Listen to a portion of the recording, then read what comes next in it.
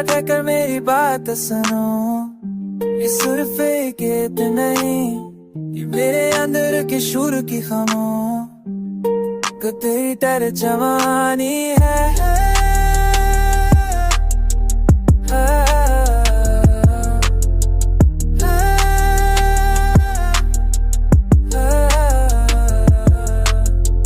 मैंने खुद को बार समझा, मैं की कोशिश की, बदलने हर बार तेरा नाम ही लिया।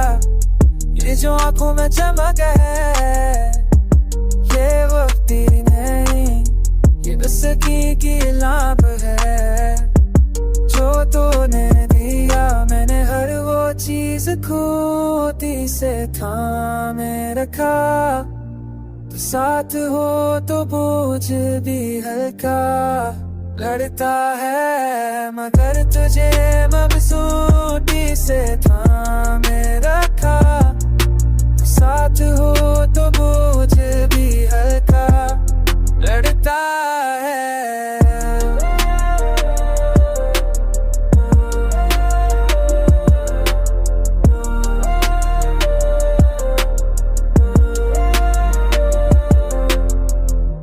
मुश्किल लम्हों में भी शक करना सीख लिया, ये सफर सिर्फ मंजिल का नहीं बल्कि साथ का नाम है।